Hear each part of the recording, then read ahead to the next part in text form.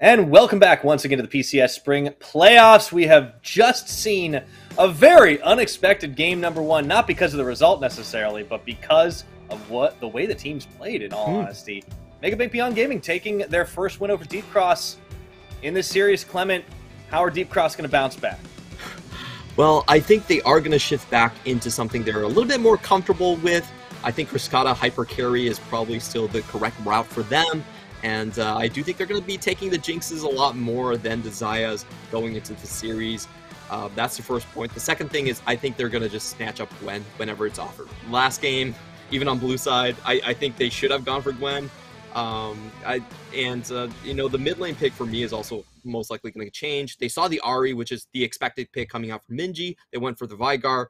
I feel like the Twisted Fate is probably going to be the answer going forward. Absolutely. Now, before we do dive into a little bit more of that analysis, I do want to take a moment once again to thank our sponsors, of course. They are CTBC Bank and Caliber. Thank you for making the PCS possible. I agree with you. I was actually a little surprised to see the Gwen left open and not taken, both that and the fact that it was a blind Gragas picked up early on for Leaky. I mean, this is a guy that certainly can play the carries to solid potential, and I was a little bit surprised to see that strategy. So maybe this is the moment that Deep Cross go back to, I almost want to say their bread and butter, but to be honest, this is a team that they're at the buffet. They're taking all sorts of weird stuff. They're not necessarily going for the basics, and I want to see Nesty on a champion that can roam a little earlier, because that Veigar kind of was locked in lane while Minji was the one running around.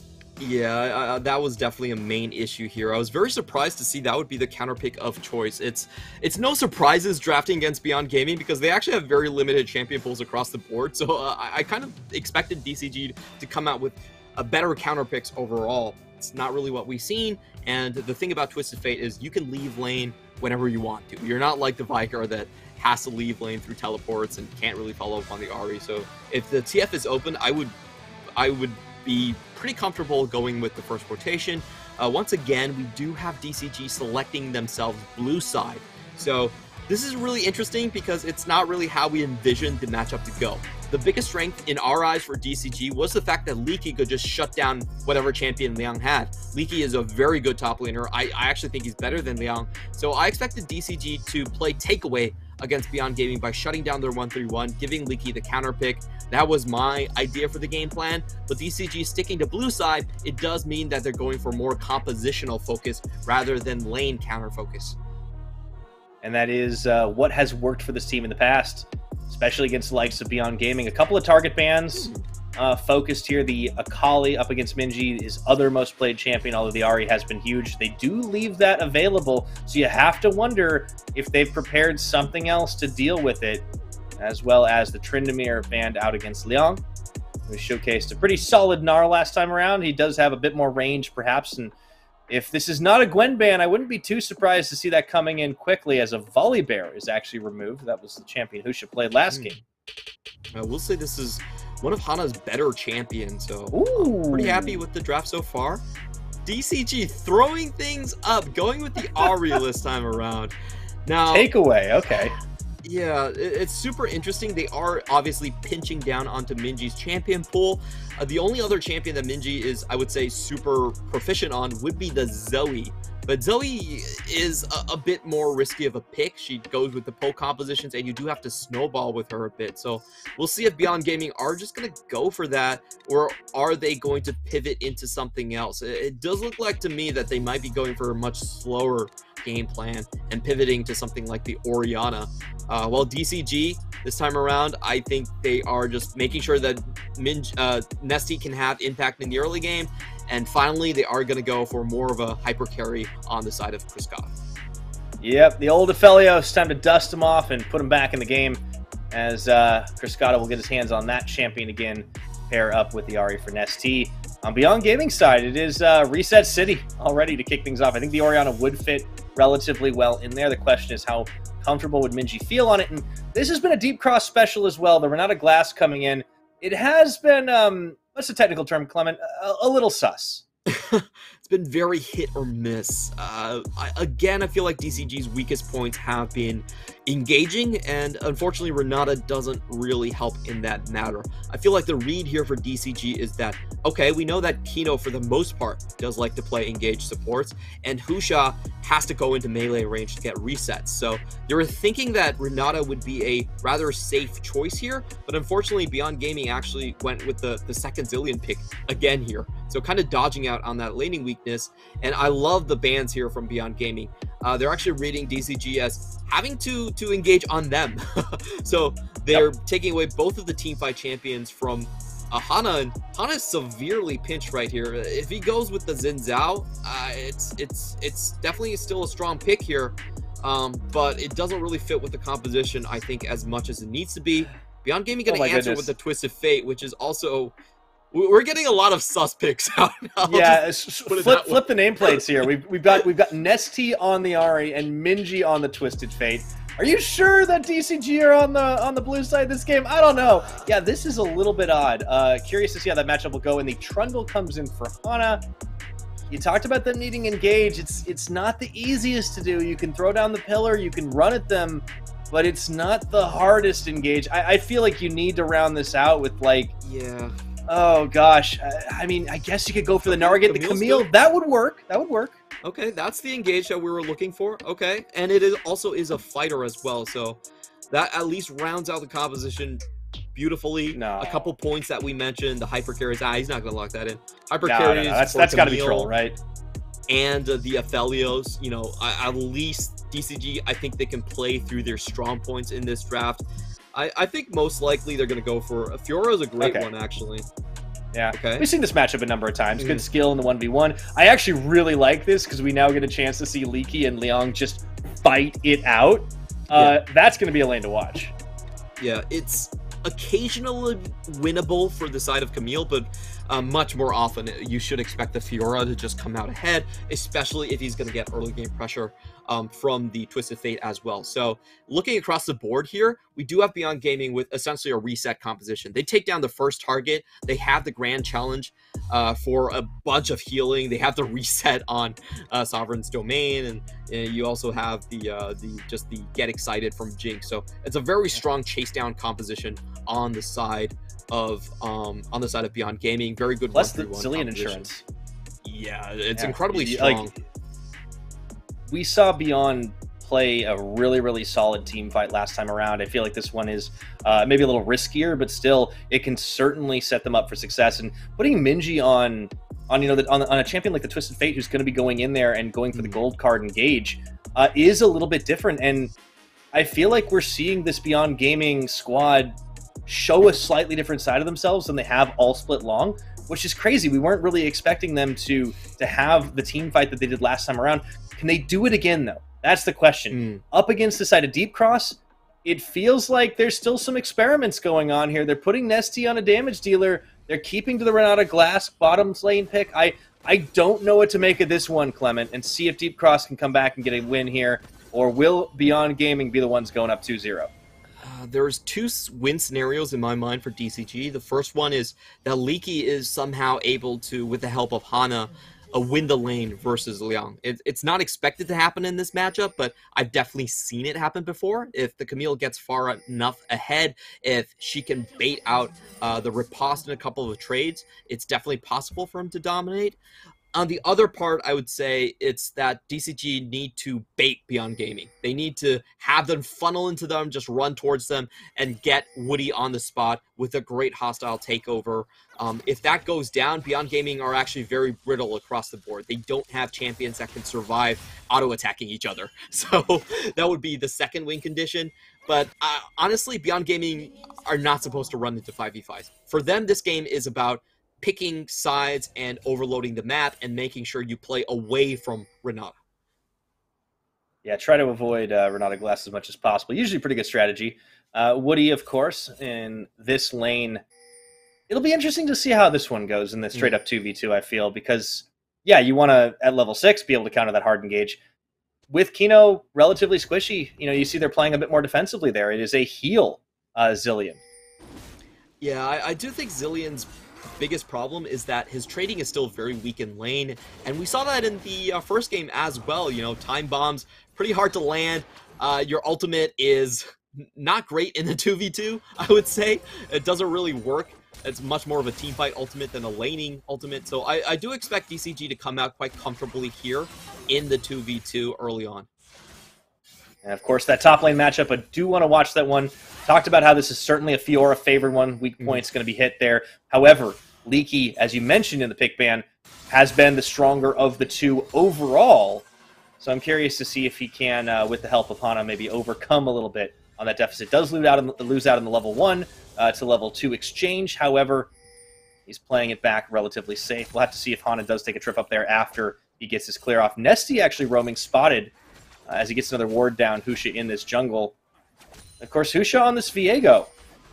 Now, this is a champion that we saw almost every game in the last year, especially in the summer split, but it has become a much more of a situational pick when you want to get those resets, when you want to try and pull off the ganks into the Heartbreakers and use your opponent's strengths against you. Here comes Hana. Here we go. On that roam at level 3. Liang's going to be able to dash it, repose, no problem. Yeah, pretty well played here. Even though Liang's lane is pushing, he's very aware that the gank could be incoming. And I do want to remind everyone that Beyond Gaming did sneak a level 1 ward into the red of DCG. So, honestly, if Liang died right there, his Benny probably would have a lot to say to him. You're not supposed to die if you know the first jungle pathing coming in from the opponent here. So he does dodge out on that quite nicely. And now it's Husha's turn to make sure that the repeat gank is not coming. Yeah. Definitely a lot of attention being paid topside by both junglers for the time being. Not a whole lot of surprises there. I will point out, though, Leaky definitely going for a bit more of a combat summoner situation as he has paired his teleport with an Ignite versus Liang's Flash. So a little bit more focused on the all-in potential as we settle our duo laners back into the bot. It was actually Kriskata and Woody that were able to finish off the Scuttle Crab as they roamed up into river instead of Hana. And a lot of poke damage coming out of that Aphelios. Yeah, Getting the most out of his do guns. want to mention that most of the times, Camille, when she goes Ignite, it's because of the laning matchup is very difficult. It's more of a defensive matchup in the idea of deterrence, basically. It's like, well, you know, I've got this extra summoner over you, even though I might not win the one-to-one champion trade, I have the chance to edge out ahead with the extra damage. Here we have the gank against Woody. Yeah, he's got a flash immediately. Knew he wasn't going to live very long after the fact, and they do get the root down. Wako taking a little bit low. They actually are going to bring Hana into this party for a 3v3. Wako low, has the flash, uses the heal. It was actually Kino's, I should say, and finally he'll be forced to flash out of it, so holds on a little longer than maybe he should have. Really good stuff coming in from DCG and Hana right there. Able to get multiple summoners, very key summoners, both flash and heal down. And I feel like Beyond Gaming probably just overstayed on that play, you know, going in and chasing forward after the flash was expended by Woody means that they do get punished. And this is an opening for DCG. You know, there's only the cleanse left. It's very difficult for them to escape the pillar. And I foresee a repeat gank before the level 6 can come in for the Chrono Shift. Yeah, nice edge here. Or Deep Cross. You can see Kriskata building up a pretty decent CS lead as well. Kick things off here. Teleport, of course, burned by Liang on that back. Does pick up a Sheen for his trouble, so that's going to be matched by Leaky in just a moment. But another relatively quiet start to the game. This time, not for lack of trying, however, as both junglers are taking trips up top, both junglers are taking trips down bottom. Both junglers have been very busy, and I expected this out of Husha. He is very gank-focused, but Hana's been matching pressure quite well on this Trundle. Yep, has been able to, even though he was put behind, I think he's made up on it earlier. And this is a very interesting move coming in from Woody. He's helping shove the lane in for Nesty to create roams onto the map. And what this does, it makes sure that Minji cannot get a free roam up. He's already hit level 6 at 550, so a pretty early timing coming in from him to impact the map. And the most important thing for DCG is to make sure that Camille doesn't fall too far behind. Or, you know, honestly, they would like it if he could win his lane, but it's kind of hard to make that assumption here. So at the very least, they're going to make sure that Leaky is not going to get ganked by this Twisted Fate. And just sheens on sheens on sheens right now if you're watching the top half of the map. And Leaky is going to run into Liang in this tri-brush. Actually, got to be a little careful. Has the hook shot. The Vital, though. Liang really wants this one as he has level 6 issuing the grand challenge. But into the Hextech Ultimatum, they've got a little bit of help from Nesty. Liang running for the hills, and the 2v1 results in the first blood for Nesty. That was way too opportunistic there from Liang. He was correct in assuming that that was a huge mistake from Leaky, and Leaky without the flash, he actually would have died there without his teammates. So the damage calculations was correct, but the map was not in his favor right there. So he does end up going down, and that's huge. This is, as I've said, still a matchup that Camille can sometimes come out ahead of it given enough kills. Yeah, and a little bit of help, too. I mean, Nesty picking up the kills quite big as they had given him the Ahri this game, something that they're hoping to dish a little bit more damage on. This is going to open up an opportunity for Deep Cross to go for this first Mountain Drake as well. So this is going to be a follow-through as the gold card after the teleport comes in from Minji, or should I say the Destiny Gate. They're going to be able to walk away from it, though. Beyond looking for opportunities, and maybe they're a little half-baked here. Liang, as you mentioned, he definitely got his calculator out, but he did not account for the opportunity of of Nesty coming in. I see an Ahri on the minimap, and I think one thing in this match. I think you can be forgiven for that one. And not much Liang could do afterwards, but you can see the idea right here coming in from the trades that Beyond Gaming are definitely very much focused on getting 1-3-1 down. This is not a comp that they can reliably win, I think, 5v5. I feel like 5v5, they're so prone to hostile takeover, just wrecking through their entire team. They're also very short range in terms of their front line. So they would prefer to have a much more spread out map where Twisted Fate can get much more value by being essentially in two places at the same time. And so winning the side lanes is incredibly important for them. But in the meantime, DCG have their strengths here as their bottom lane with that Renata pick is starting to just dominate the lane here. And they do have a completely free open 2v2 with no Destiny Gate to interfere. Yeah, Minji already burning his earlier does mean that Deep Cross can bring Hana down. Nesty was on the way as well. It opens up for a few free plates. Kriskata going to be getting really ahead in gold if this keeps up. And Leaky, he started to turn this matchup in his favor too, has a slight item advantage over Liang. There is, of course, both ultimates up and available. Leaky's going to get his Ignite back a little bit faster than Liang will his Flash. On that cooldown, should be able to push this in a little bit more. Level advantage as well. Nicely done on the combo there. That tack sweep also clipping a little more of Liang's health bar, and this is getting dangerous for the Beyond top laner.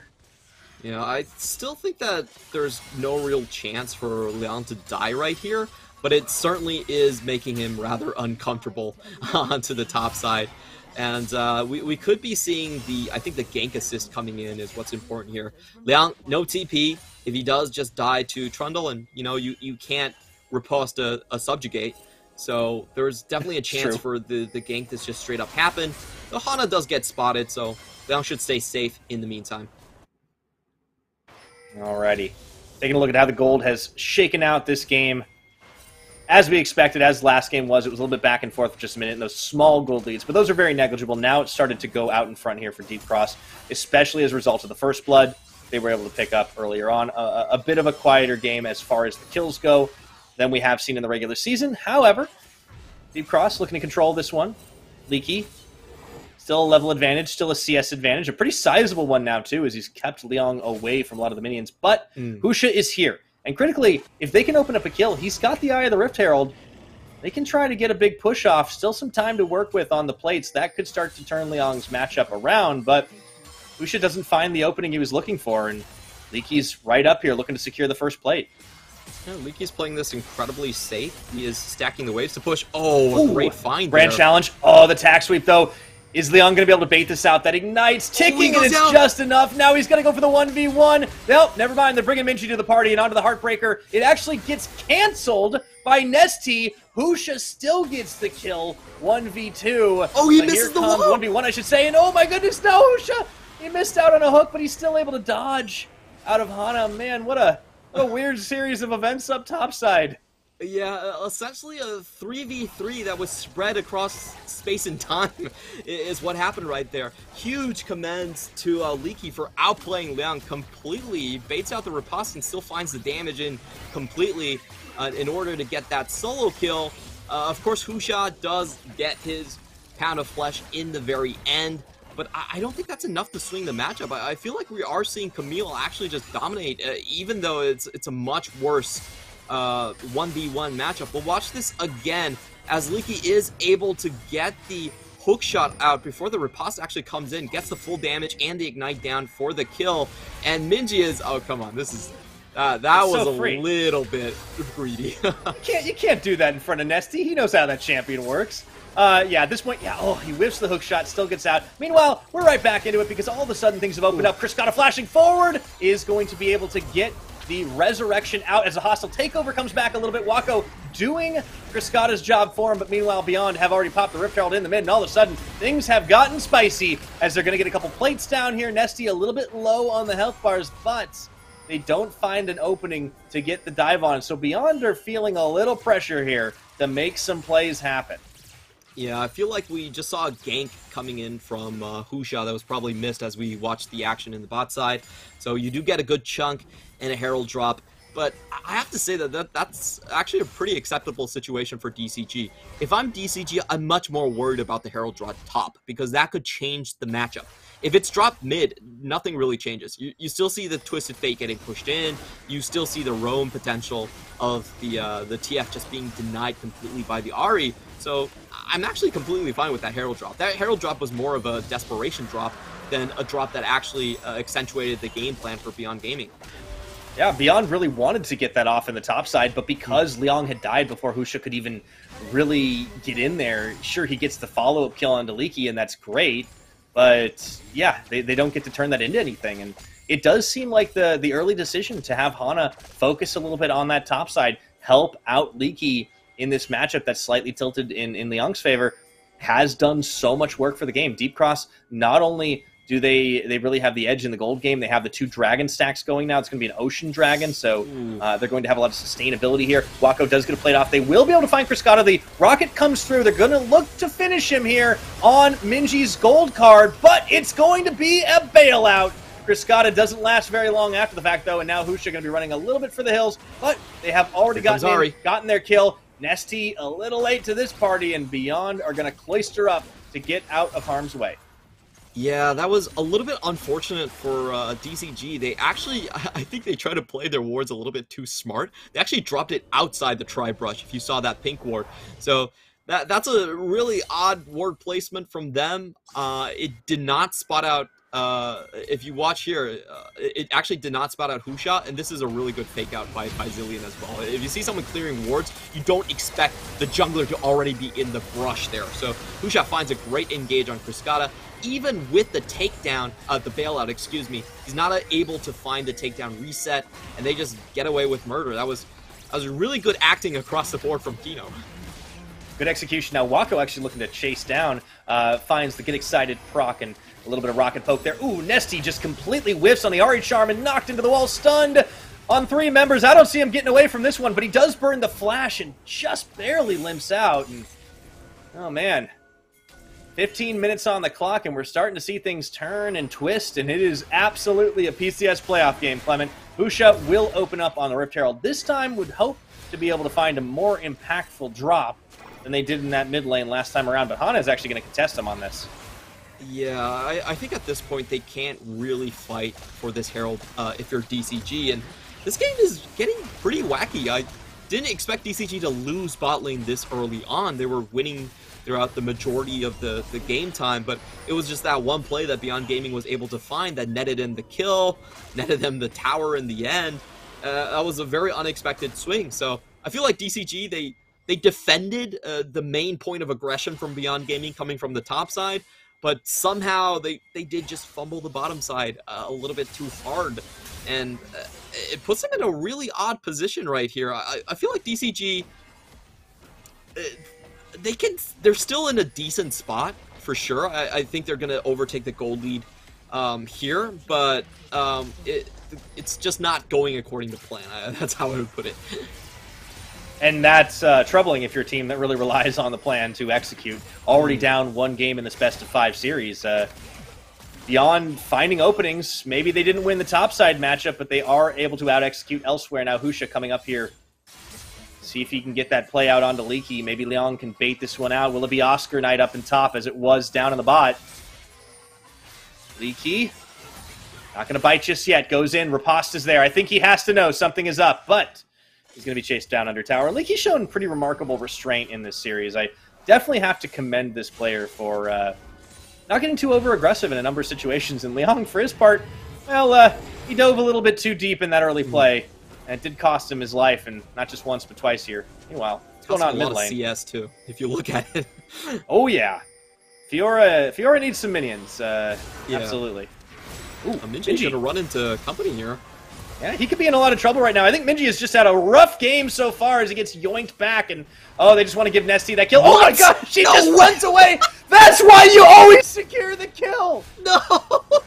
Oh my god, what are you doing? Oh, Hana even had flash, you kill him for sure! They let him walk out? Break out the yakety sacks, Clement. What is happening? Oh boy.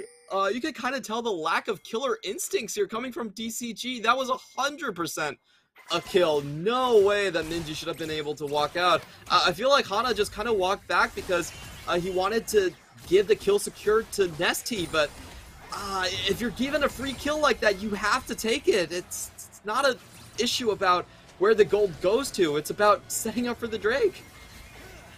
Oh dear, that does change things a little bit here for Deep Cross, trying to get this third dragon. That's a good pillar. Wako does get knocked back, but there's really no follow-up, and Woody just can't quite get the handshake off. And okay, Husha gonna get stopped up, and in the Hextech ultimatum, they do find Husha. If they can take him out of this one, he does get revived by Kino, but they need to follow up here. Leaky actually caught up from the rest of the team, gonna get taken down first, and that's the Heartbreaker. Husha is going to be able to turn into Camille on this one, and meanwhile, they have a lot of burst follow-up here. Wako running wild, untouched with the rocket poke, and that means Beyond Gaming are in shape to start this dragon.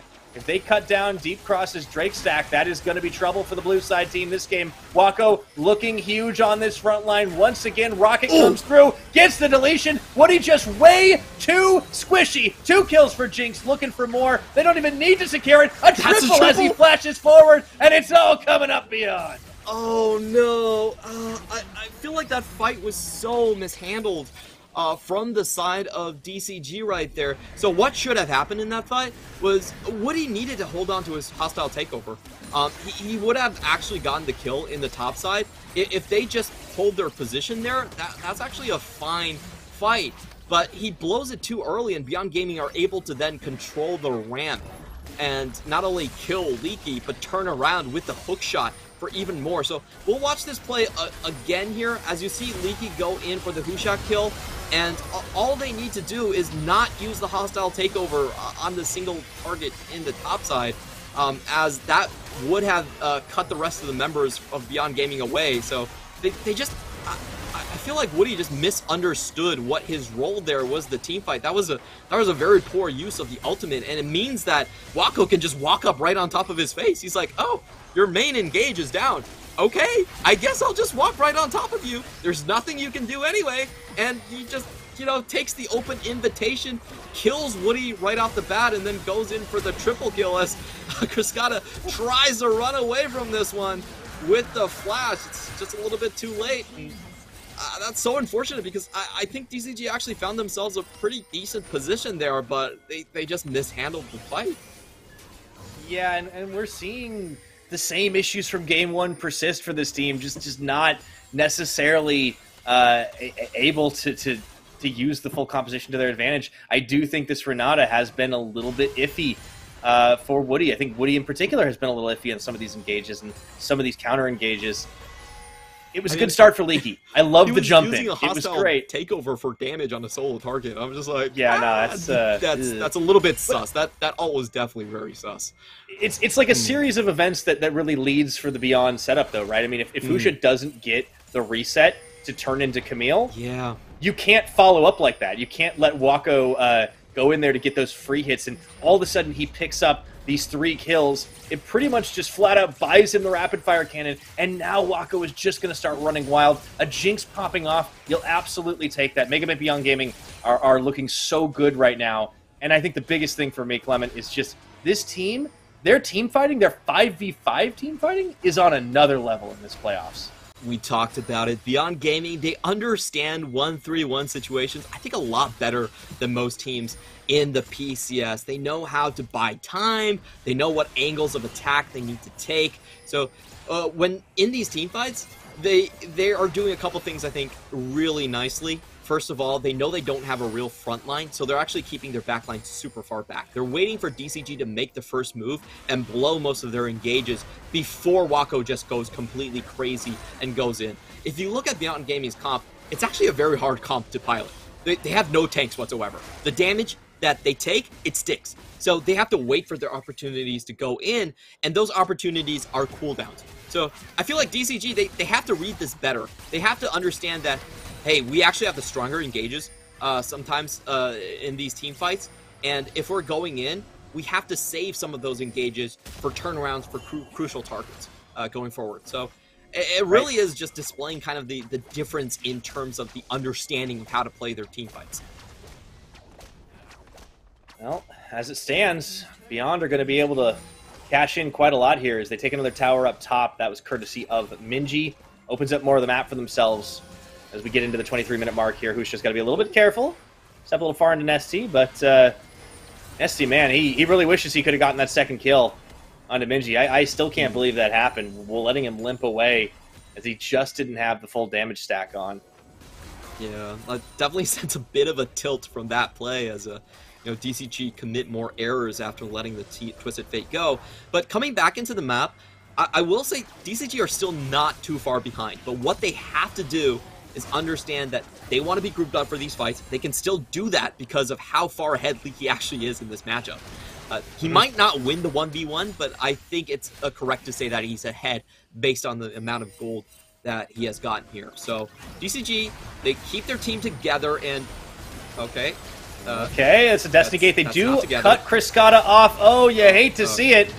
Kusha's going to be able to finish the kill off. And where was Leaky on the sideline the entire time? Deep Cross got caught with their pants down. Yeah, they were actually setting up a bait in this river, and Beyond Gaming just full-on punished them for it. They were like, oh, okay, you're split up, Leaky can't teleport in time before I land the Destiny Gate into gold card, so I'm just going to go for it. And Kriskata, I believe his cooldowns were down in terms of the summoners there. He had his flash, but wasn't able to use it. Maybe the flash was down as well. So it did burn the cleanse to hopefully get out of that, but yeah. I do want to commend Wako on the cutoff. I mean, he's had honestly nothing short of stellar flame chompers this game. It's allowed a lot of those fights, a lot of those catches to work out really well. You talked about how the team fight, or rather the composition that Beyond had built for themselves, really wanted to try and overload the map. I mean, I feel like they have been everywhere. Yeah. I think Beyond Gaming just understand their win conditions so much better. They know that if you're split up, well, Leaky is not there, it's not a 5v5, then we can just overwhelm you with numbers. And I feel like DCG have to be a lot more careful in these situations.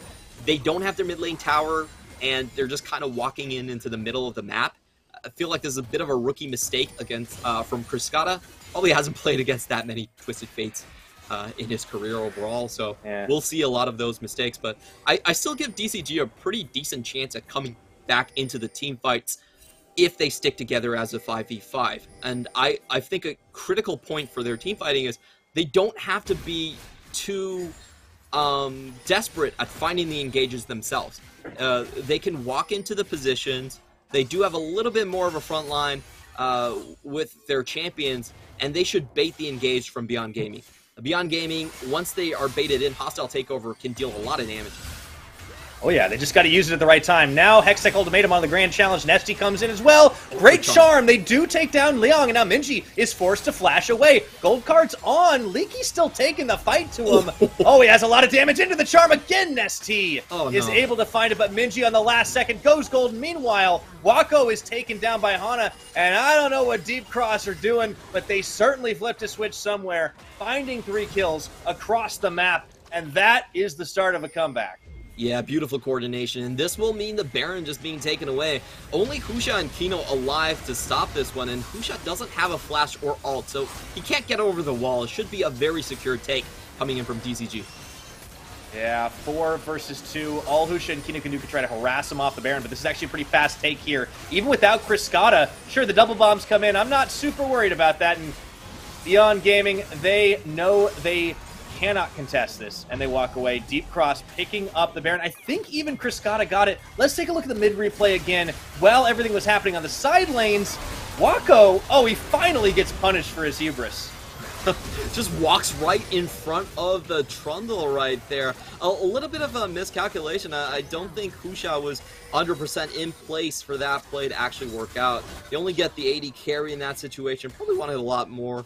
But overall, this is a huge win for DCG. They're going to have map control, which means that, honestly, I don't see Beyond Gaming picking them off in these team fights as they were able to in the last round. So this should be a very strong point for DCG. And we have seen in a lot of games that Renata is a great sieger. If you're trying to defend in this mid lane, Renata's ultimate can cover essentially the entire aisle. So it's very easy to force people off those towers. Yeah, Husha going to split off a little bit. They do actually have a bit of a 4-1 going with Nesty waiting in the wings. I really want to commend Nesty on landing those charms in that side lane. Let's see if he can do it again. He does manage to find under the Zillion, and that does mean no. He just in time recovers from it to be able to hit that chrono shift, but it does not matter. Minji looking to get out of harm's way, but no, he is charmed up. So not only is it 2 kills in the mid tower, it's going to be a second one here as Deep Cross continue to charge down the line. This time as all 5, they're looking to crack inhibitors here, Clement, at 28 minutes. Yeah, they might be going for a game end as well. You know, there's still 25 seconds on this one. If someone dies, it's just GG right now. There's no way clear either. But this is going to be it. Deep Cross finding a way right back in. You talked about how they could do it as 5. Well, they certainly joined up and muscled in, and that is going to be the game as the Nexus will fall. They'll be able to get a couple more kills off the back, and we are all tied up at 1-1.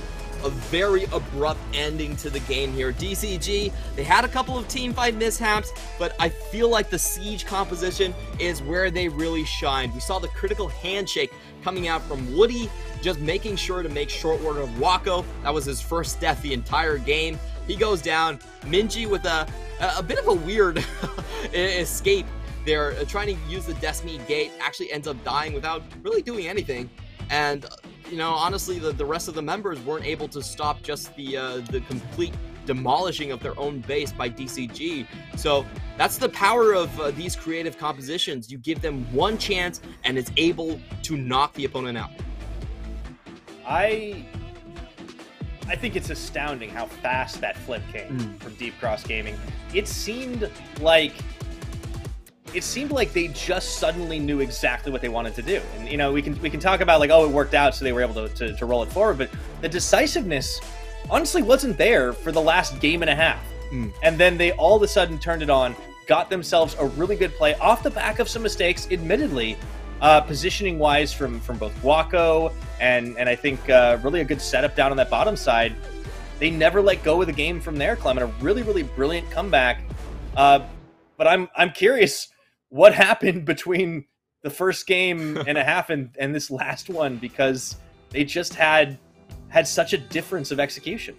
Yeah, it was just the switch being turned on right there. It was great punish against Beyond Gaming. I feel like Beyond Gaming were far too wishy-washy in that first tier tower defense. I don't think there was any scenario where they were going to be able to defend that, and they paid a very hefty price for staying in position there.